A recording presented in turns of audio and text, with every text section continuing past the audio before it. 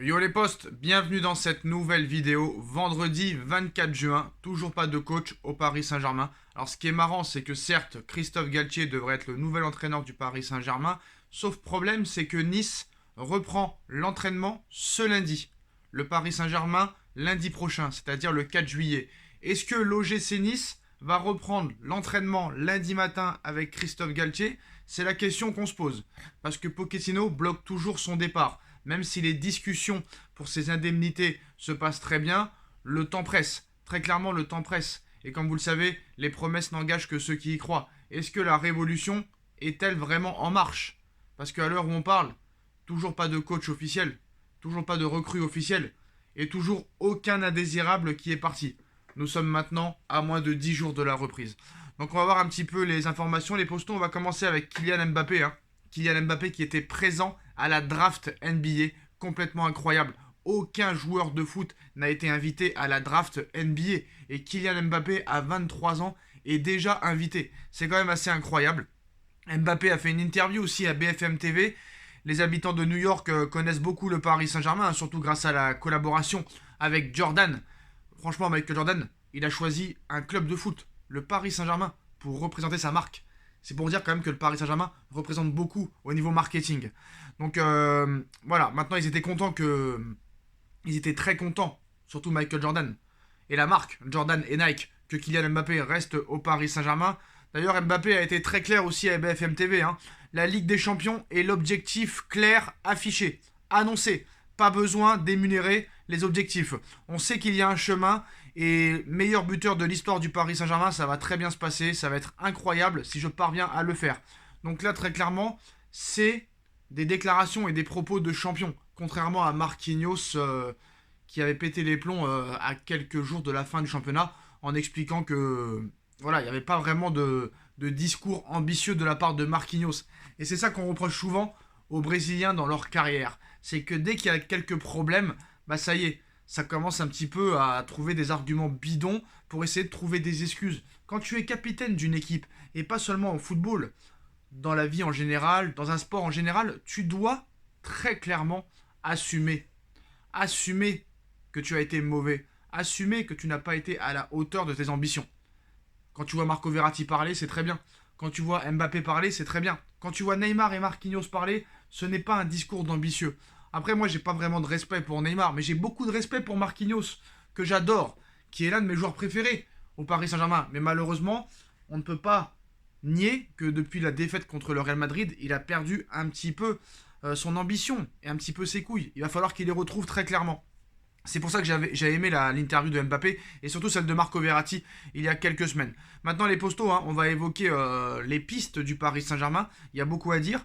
Le PSG explore toujours la piste d'un transfert d'Hugo Ekitike. Luis Campos l'apprécie énormément. Le dossier n'en est qu'à ses débuts. Par ailleurs, s'il vient, il n'est pas prévu du tout que Paris le prête dans la foulée à Reims ou à un autre club. Si le PSG le prend, c'est pour le mettre dans la rotation, très clairement. Peut-être pas en tant que titulaire, mais dans la rotation. La piste Scamacca est en train un petit peu de s'éloigner, même si le PSG a pris de l'avance. La Juventus est très intéressée par Scamacca. Le PSG est très clairement refroidi par les 40 millions d'euros demandés par Sassuolo, alors que le PSG a déjà fait une offre de plus de 30 millions d'euros qui a été refusée par le club italien. Il ne faut pas oublier aussi que le Paris Saint-Germain est toujours sur la piste Robert Lewandowski. Le Barça a proposé 35 millions d'euros pour Robert Lewandowski. Ça a été refusé de la part du Bayern de Munich. Je ne sais pas très clairement ce que cherche le Bayern de Munich, parce que c'est très clair. Robert Lewandowski veut quitter le Bayern de Munich. Et il est prêt à tout pour ça. Il est à un an. À un an de la fin de son contrat. Il a bientôt 34 ans. 35 millions d'euros. Je vois pas combien tu peux espérer. Surtout de la part du FC Barcelone.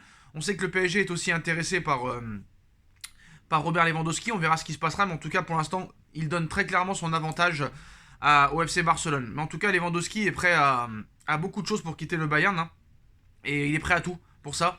Même se mettre à dos, il s'agace du comportement du Bayern de Munich, qui ne souhaite pas le vendre et pourrait agir en conséquence. Une prise de parole et une absence à la reprise estivale pourraient avoir lieu. Donc c'est très clairement les joueurs qui décident.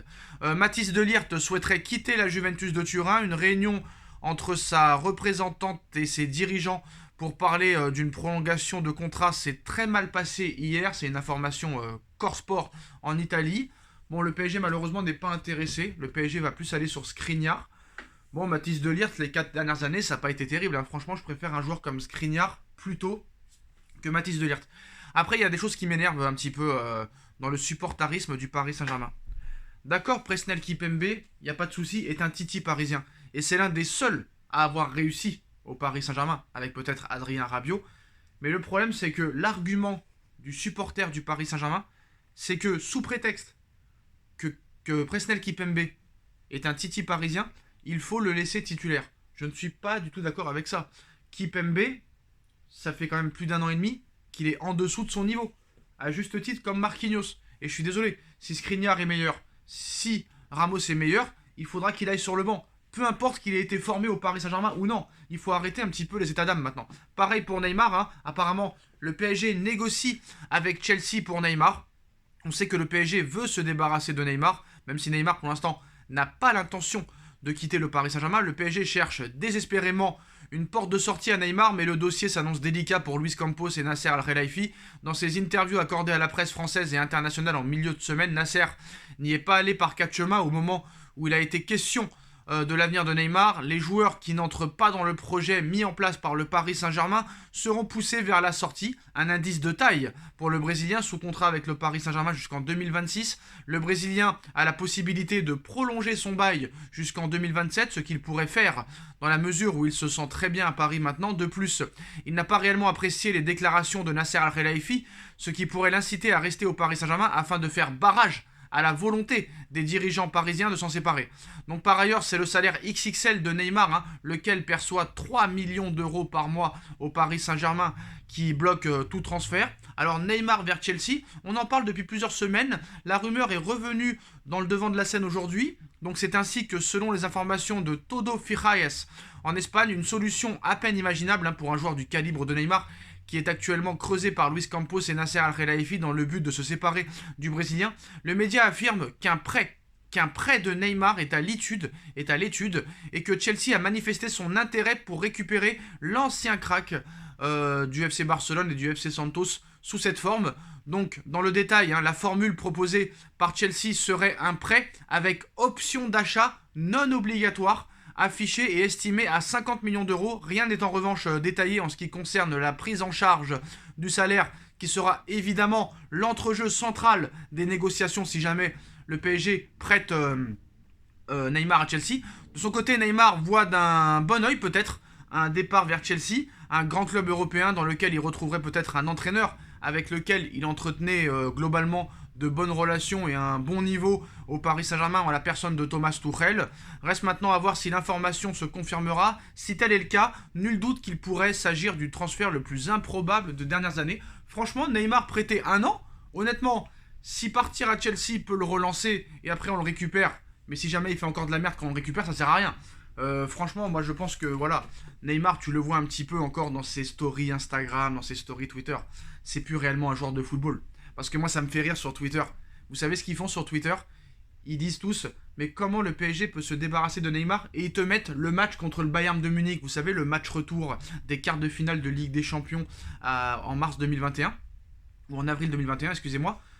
Neymar avait fait certes une masterclass. Une masterclass. Mais le PSG, certes, s'était qualifié.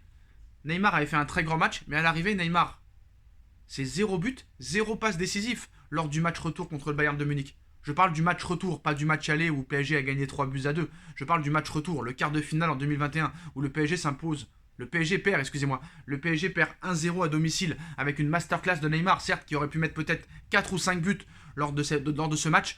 Mais voilà, à l'arrivée, c'est 0 but, 0 passe décisif, et il y a eu la défaite, même s'il y a eu la qualification.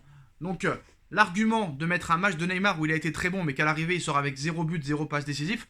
En finale de Ligue des Champions, c'est 0 but, 0 passe décisif. En demi-finale contre Leipzig, c'est 0 but, 0 passe décisif. Et contre l'Atalanta Bergame, en quart de finale, c'est 0 but, 0 passe décisif. Et on continue à nous dire que Neymar est un crack. Peut-être qu'il pourrait encore redevenir un crack, mais ça fait 3 ans maintenant qu'on l'espère et ça ne se produit pas. Donc à un moment donné, stop. Voilà. S'il y a vraiment une porte de sortie, moi je pense qu'il faut le vendre. Et je pense pas que c'est Christophe Galtier qui le relancera, honnêtement, avec tout le respect que j'ai pour Christophe Galtier.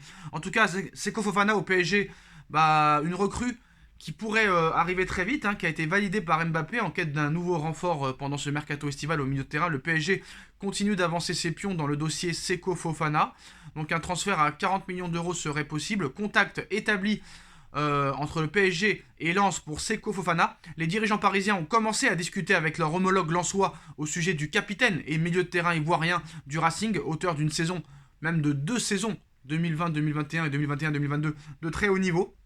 Donc selon l'équipe, les négociations n'ont toutefois pas encore abouti à la formulation d'une première offre concrète, mais cela ne saurait tarder, sachant que le joueur de 27 ans est l'une des priorités estivales, au même titre que Vitinha, le milieu de Porto, même s'il y a un petit peu des problèmes au niveau du transfert, parce que le PSG veut payer en 2 fois, alors que le Porto veut 40 millions directement, mais le PSG veut boucler ce dossier. Il va tout de même falloir que Campos passe la seconde, vu que l'ancien joueur de Manchester City est aussi ciblé par Newcastle et Arsenal, désireux de rester en France.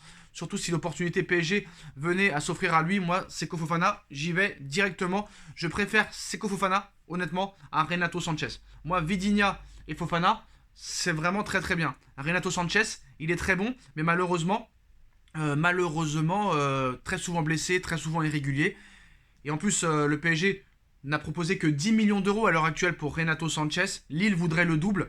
Donc c'est pour dire, si vraiment Renato Sanchez était très fort, Lille l'aurait vendu comme Nicolas Pepe, comme Ikoné, ou comme tous les joueurs qu'ils ont vendus 80, comme Osimhen, 80 ou 70 millions d'euros. Si Renato Sanchez vaut seulement 20 millions d'euros aux yeux de Lille, c'est qu'il n'est pas si fort que ça. Donc je préfère un joueur comme Seko Fofana et comme Vitinha plutôt que Renato Sanchez, même si le PSG reste toujours en lice pour Renato Sanchez. Le PSG pense à Guiri pour oublier André Di Maria, c'est une possibilité. Thuram et Guiri pourraient arriver au Paris Saint-Germain. Luis Campos, qui discute forcément très régulièrement avec Christophe Galtier, s'est vu confirmer 2 pistes à l'OGC Nice. Le club azuréen qui négocie actuellement avec le PSG pour lui transférer son entraîneur a en son sein, on va dire, Thuram, le fils de Lilian, possède une marge de progression intéressante. Et surtout, déjà un volume de jeu qui a marqué les esprits en Ligue 1, mais ce n'est pas le seul niçois qui fait rêver peut-être le PSG. En effet, le quotidien du sport assure qu'Amine Gouiri est dans le viseur de Luis Campos. L'attaquant vedette des espoirs français a été la bonne pioche de Nice du côté de l'OL en 2020, avec un recrutement pour seulement 7 millions d'euros. Depuis, sa cote grimpe en flèche, et ses 12 buts et 7 passes décisives illustrent son poids sur l'attaque de Nice. Cela pourrait permettre à Nice de faire une énorme affaire sur le plan financier, puisque le prix d'Amine Gouiri dépasse désormais les 30 millions d'euros. Un investissement que Luis Campos serait prêt à faire, même s'il faudra convaincre Nice de faire affaire. Et le joueur qui ne veut pas rester toute la saison sur le banc du PSG, c'est sûr, malgré le départ d'André Di Maria, qui pourrait donc compenser les places, parce qu'on sait qu'ils sont très chers les places au Paris Saint-Germain. Mais Gouiri, 40 millions d'euros, pour moi c'est un non catégorique. Voilà les postos, les dernières informations de ces dernières heures. Dites-moi en commentaire ce que vous en pensez. On like, on partage, on commente, on s'abonne. Et on se retrouve très très vite pour une nouvelle vidéo les postos. Tchuss.